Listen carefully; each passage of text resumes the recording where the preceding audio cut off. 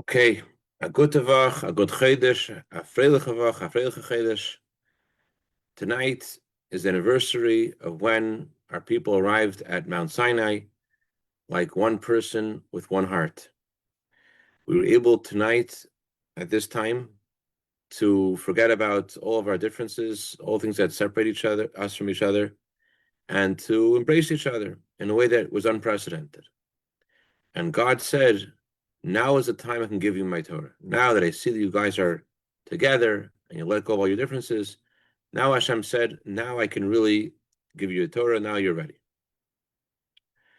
So on this day, on the anniversary of this day, the godly light that came to the world originally on this day returns. And we're empowered today to reach that same state that our people was in. The Torah uses the expression, "Vayichan sham Yisrael neged dahar," and Israel and the Jewish people camped next to the mountain. The word the Torah uses for a camp is camp in the singular. Although all the Jewish people were camping by the mountain, the Torah used the expression, and he camped by the mountain, in the singular, because the Jewish people were like one person with one heart. And so every year, to prepare for the giving of the Torah, that's what is expected and asked, and we need to get to tonight to reach that state of Avos Yisrael, of unity with each other. And as preparation for this, read in the Torah today the story of David and Yonasan. The Torah introduces this story with the words Machar Chodesh. Tomorrow is Rosh Chodesh. What was the context and background of this story? And why do we read this today as we prepare for Rosh Chodesh Sivan?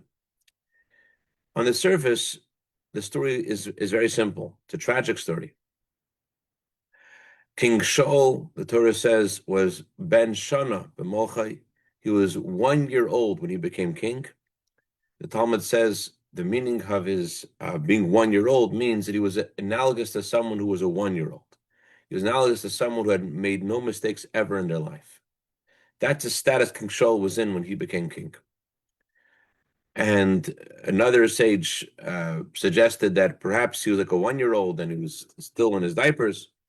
And the Talmud says that he suffered from making this comment disparaging Shaul HaMelech, highlighting what kind of a great and holy person he was.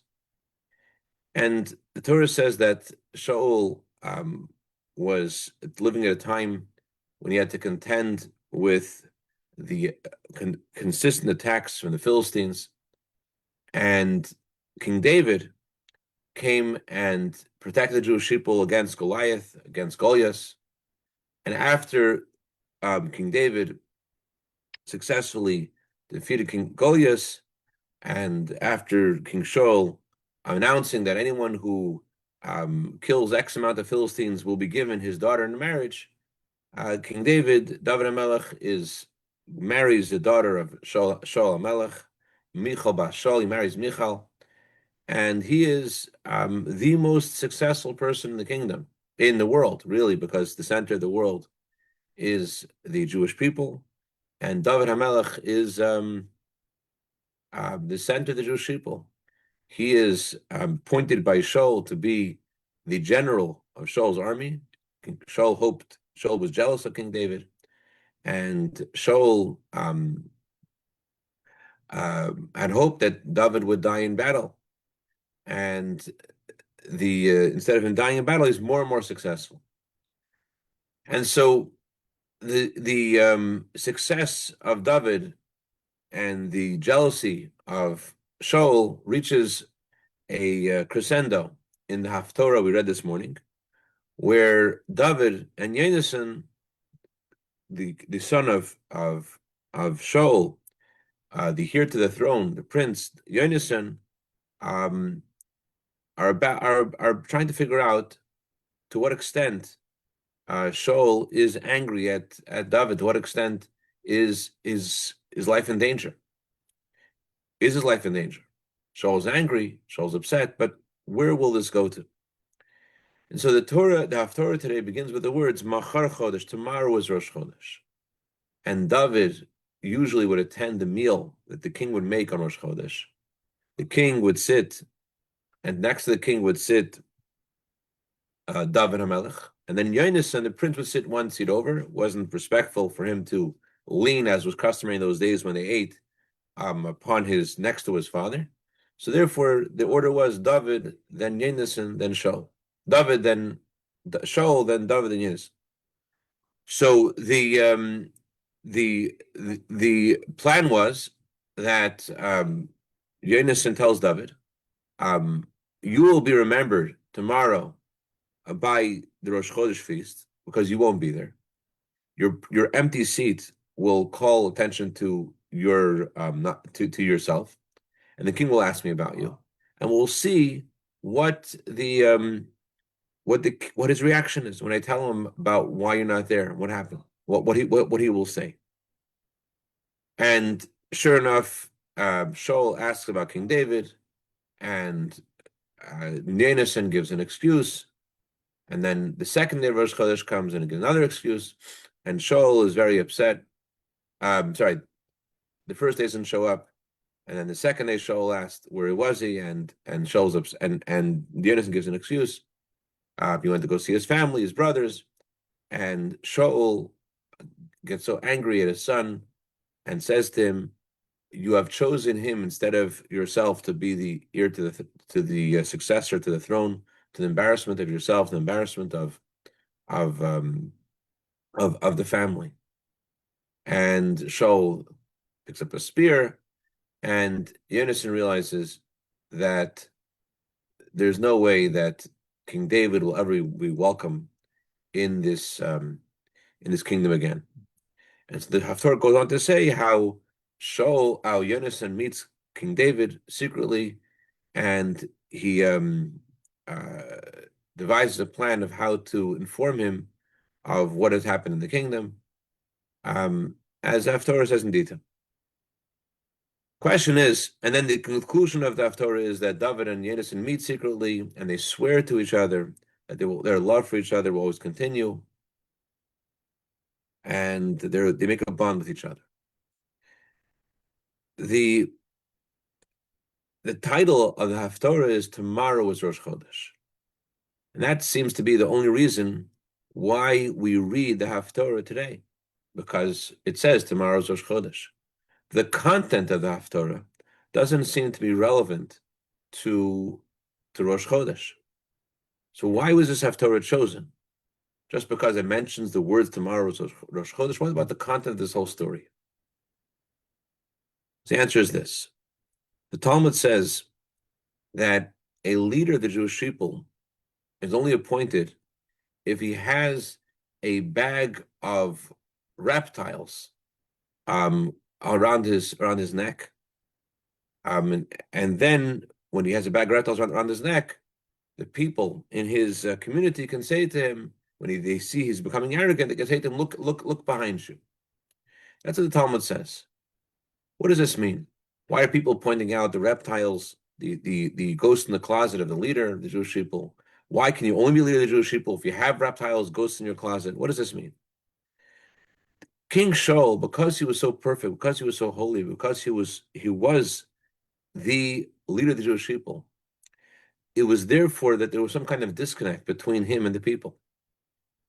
Because he was so perfect, he was unable to relate to the people and to their challenges. He was unable to see their deficiencies and relate to them and be there for them in a way that could help them. Like we were discussing a few weeks ago about Aaron, that when Aaron was chosen to be the high priest, he was embarrassed. And the Torah says that he saw, when he approached the altar, the horns of the altar reminded him of the horns of the golden calf, which he participated in. And he was ashamed. How could I go and atone for the sins of the Jewish people? What about my own sins? What are my own mistakes? And God told Aaron through Moshe, Moshe said to Aaron, "Why are you embarrassed? This is why you were chosen." On the surface, Moshe was saying to Aaron that you shouldn't be embarrassed. But the words he used, "This is why you were chosen." So you're chosen. Does that mean you're not embarrassed? You could be embarrassed and be chosen. What does Moshe mean when he says to Aaron, "Don't be embarrassed. This is why you were chosen." What Moshe meant was you were chosen because you have shame. You were chosen because you have something to be embarrassed about, because of your embarrassment. And in fact, the reason why you became embarrassed in the first place, and the reason why you made the mistake in the first place of participating in the sin of the golden calf is only in order that you be able, you is because you were destined to become the high priest, destined to atone for the sins of the Jewish people. In order to atone for their sins, you have to have some relationship to that kind of these kind of mistakes. You have to be able to look at people eye to eye on their level, and that's why the sin of the golden calf happened in the first place. So this is what Moshe told Aaron. This is why you were chosen. Why are you embarrassed? Do you know why you were embarrassed? The reason you became embarrassed in the first place is because you were chosen to lead the Jewish people. So a leader of the Jewish people has to have the reptiles in his back, meaning, unlike Yonasan, unlike this prince, the son of King Shaul, who was born from a perfect upbringing, King David was from converts. He came from a family that wasn't all Jewish, and wasn't a family that was always the highest lineage of the Jewish people, like Yonasan was. And he had his own tools he needed to build in order to be able to be King David, to be the person he was. It came through effort, it came through toil, it came through a struggle. And because of this, it's not that that to be leader of the Jewish people you have to have ghosts in your closet in the present. It's not that you have to have the reptiles hanging from your neck, but in the back of you. The Talmud says you have to have a package of rats and reptiles hanging from the back of your back. So you can turn back to it if you become arrogant, and someone can remind you and say, well, "What about your past?" It's not that people are trying to deride you. It's that in order for a leader to be a leader, he has to remember where he came from. He has to remember his own challenges, so that way he's able to relate to others and help others. So at this point, the Haftorah is written at the lowest point of King David's career. Yonasan gives King David a message at this low point of his career, at this impossible moment in his life. And Yonasan says to King David, "I know that your life is being threatened. I know that all of your great successes in the past have now, it's like a roller coaster.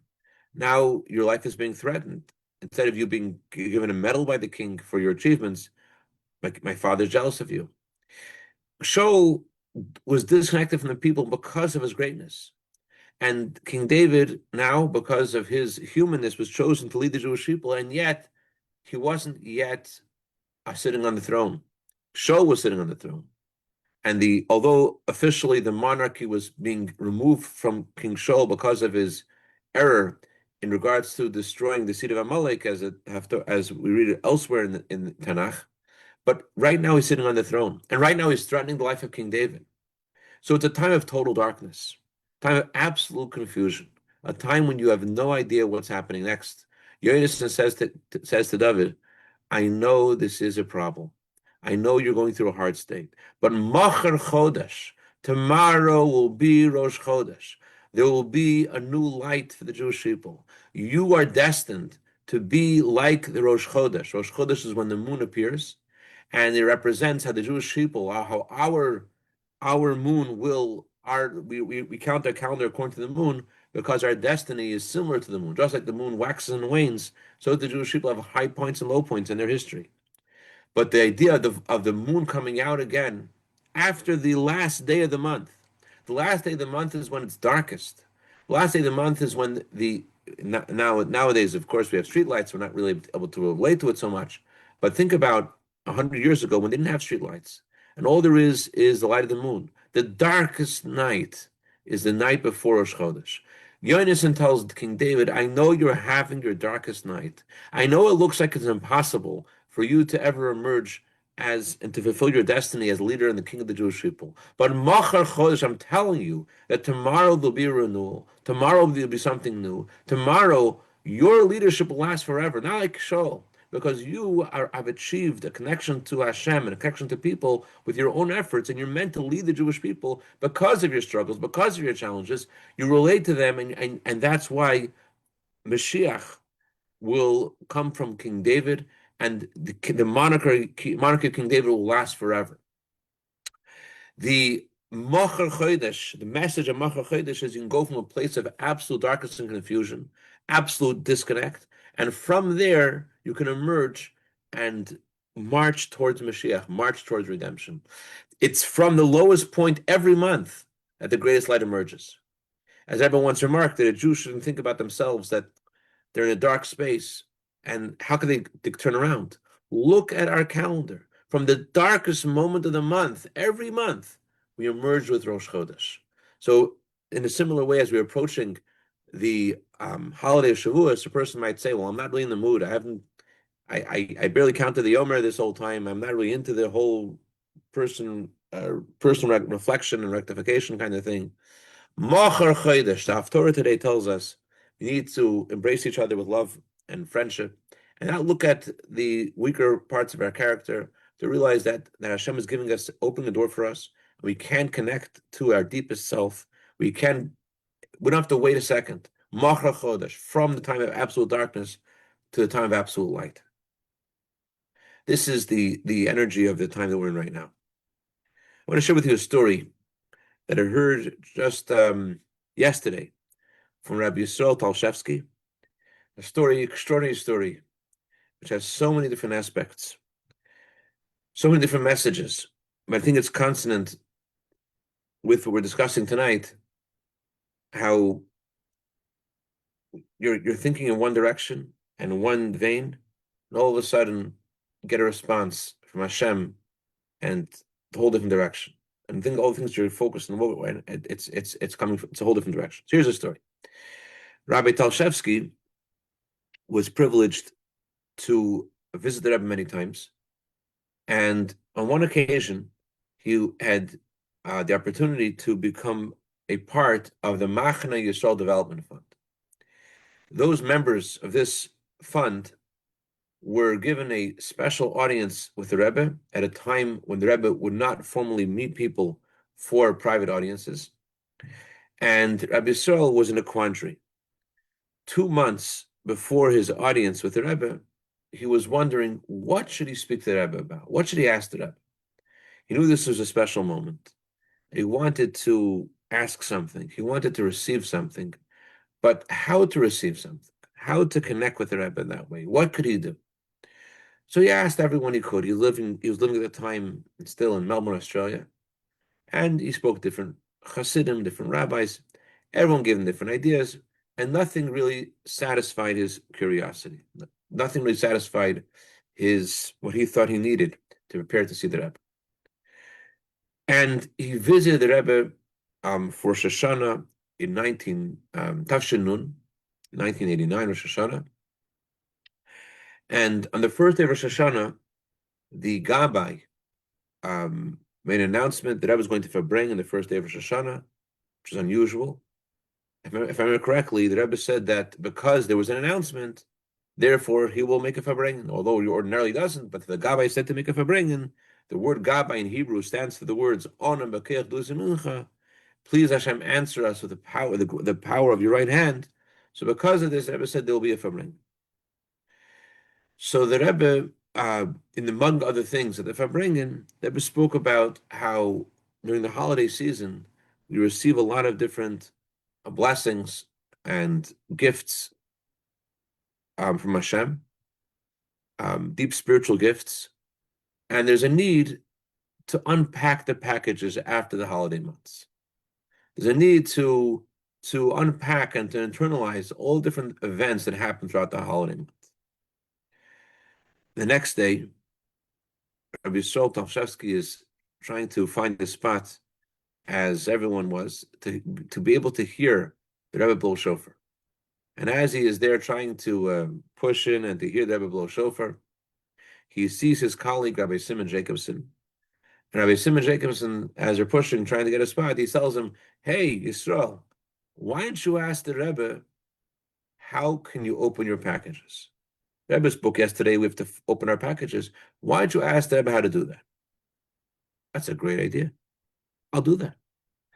So after Rosh Hashanah, I don't know exactly what day of the month it was, the Rebbe had this audience with his group, And then after the group, the Rebbe spoke to the group, each individual could go by the Rebbe.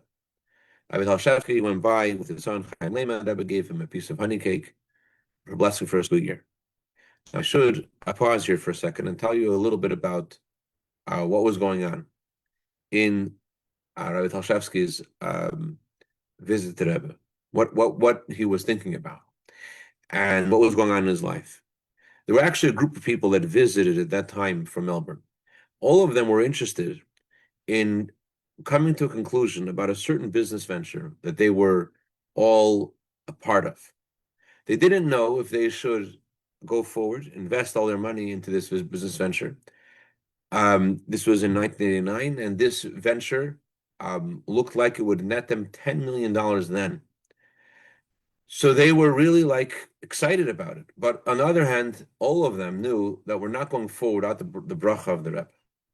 So they were asking each other, who will ask the Rebbe about this? They preferred, instead of writing to the Rebbe, to ask the Rebbe face to face, be a little clearer, to know what the Rebbe's response is instead of a response on paper. That's what they thought, at least.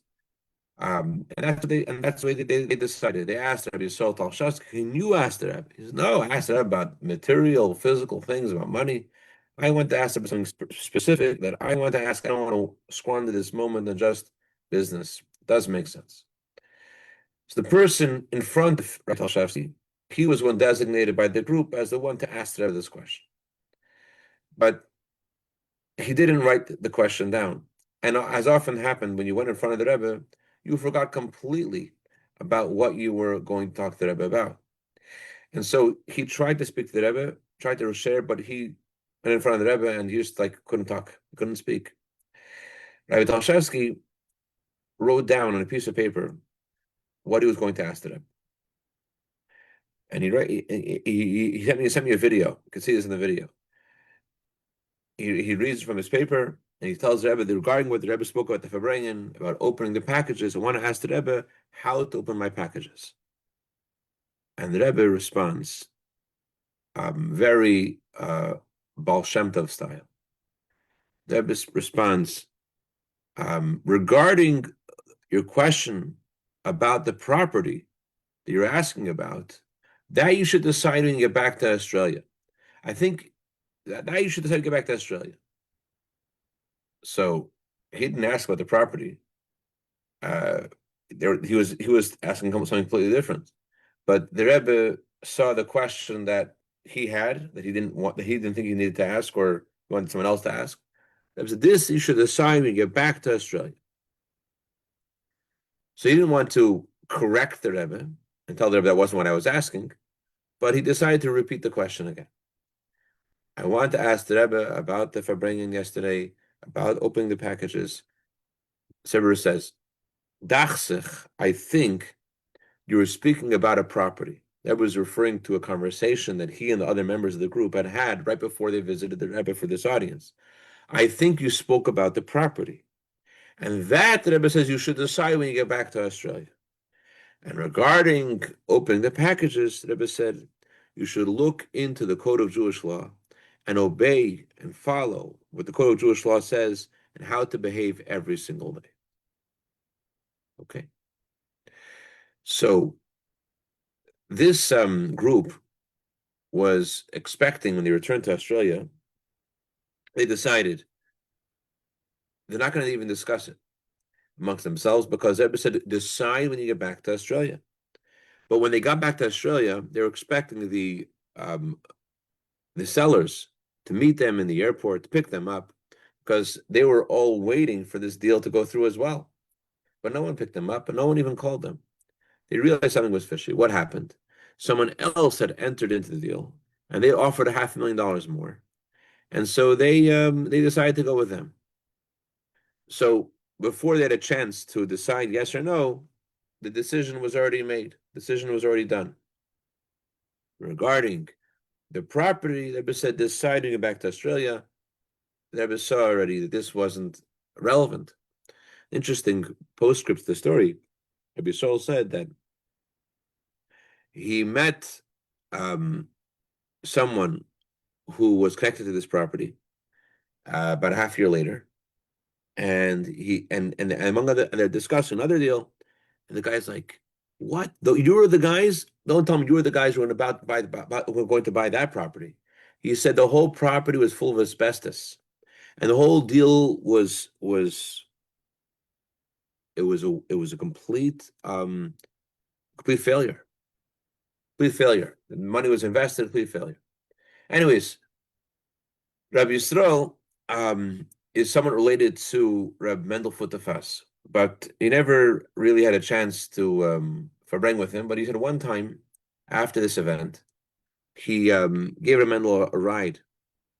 He gave Reb Mendel Futerfas a ride, and he asked Reb Mendel, I asked the Rebbe a very deep question, and the Rebbe doesn't seem like he answered my question. I asked him how to open my packages. Never gave me just like a very seemingly a standard thing to do that doesn't seem to be that that challenging and that directional. What happened? He said the Rebbe said I should look in the code of Jewish law and follow what it says there every day. And he said that seems very simple. The Rendell Futterfest answered him with one word: probir. Probir means try it out. Let's see how easy it is. Let's see how easy it is. And his bottom line is that we're in Chodesh Sivan, and it's time to probir. It's time to try. It's not easy, but we have to try to learn from King David and to open up our packages by acting in sync with the instruction of the Torah, with love and friendship to each other, the Ahavas Yisrael, and Hashem empowers us. Hashem empowers us to go Mocher Chodesh, towards the coming of Mashiach, when David HaMelech's descendant Mashiach will be king of the Jewish people forever, and we'll only have goodness and happiness as we prepare for the giving of the Torah with the simcha of the coming Mashiach. A good Chodesh.